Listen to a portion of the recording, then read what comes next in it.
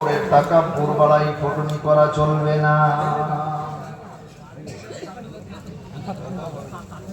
এইদিকে ভাই ধ্যান দেন, খুব গুরুত্বপূর্ণ আপনাদের সামনে আমি আলোচনা করছি। এরপরে আল্লাহ রাব্বুল আলামিনের কোরআনকে আপনারা জিজ্ঞাসা করতে পারেন, আমরা কোরআন থেকে জানলাম আল্লাহর ইবাদত করব। আচ্ছা, আমরা যদি আল্লাহ রাব্বুল আলামিনকে বলি আল্লাহ কেন তোমার ইবাদত করব, প্রশ্ন আছে কিনা? কেন ইবাদত করব আল্লাহ? আল্লাহ রাব্বুল আলামিন তার উত্তর দিচ্ছে, দেখুন কোরআনের মধ্যে কত সুন্দর। আল্লাহ রাব্বুল আলামিন কোরআন শরীফের ভিতরে ঘোষণা দিলেন, পারা নম্বর 1, পৃষ্ঠা নম্বর 3, রুকু নম্বর 3, আয়াত নম্বর 21, সূরার নাম সূরা বাকারা। বাম দিকের পৃষ্ঠায় নিচের দিক থেকে 5-6 লাইন উপরে কোরআন শরীফ নকল করে জানিয়ে দেয়, ইয়া আইয়ুহান নাসু উবুদু রাব্বাকুমুল্লাযী খালাকাকুম ওয়াল্লাযীনা মিন ক্বাবলিকুম লাআল্লাকুম তাত্তাকুন। আল্লাহ রাব্বুল আলামিন কত সুন্দর করে বোঝাচ্ছে, দেখুন আল্লাহ রাব্বুল আলামিন বললেন, ইয়া আইয়ুহান নাস, হে বিশ্বের মানব মণ্ডলী।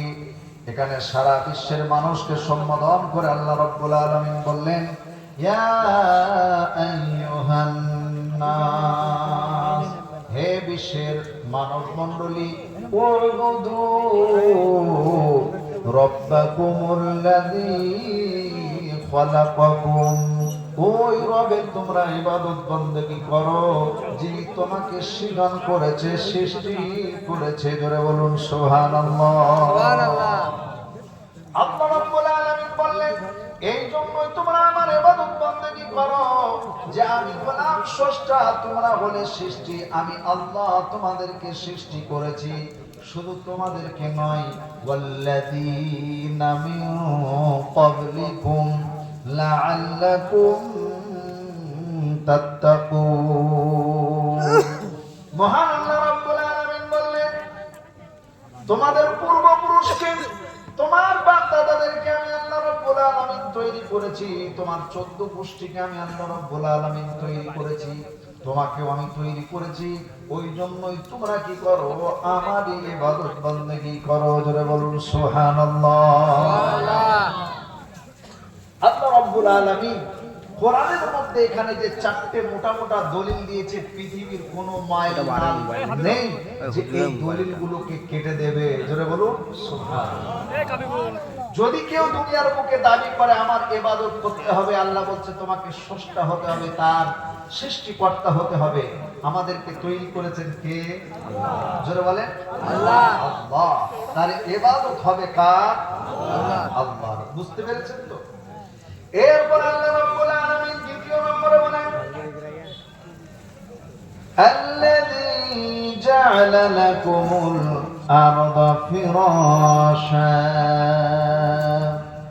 মহান আল্লাহ রাব্বুল আলামিন বলেন, ওই রবের উপাসনা, আরাধনা, বন্দনা তোমরা করো যে রব্বুল আলামিন তোমাদের জন্য এই জমিনটাকে শয্যা স্বরূপ, বিছানা স্বরূপ তৈরি করেছেন। জোরে বলুন সুবহানাল্লাহ।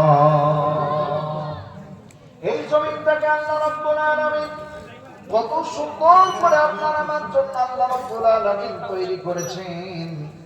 এই জমিনটাকে যদি আল্লাহ রাব্বুল আলামিন লোহার মতন শক্ত করে দিতেন, এতে বসবাস করা আমাদের জন্য কষ্টকর হয়ে যেত।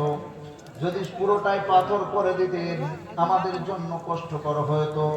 এটা যদি আবার তরল করে দিতেন, কাদা করে দিতেন,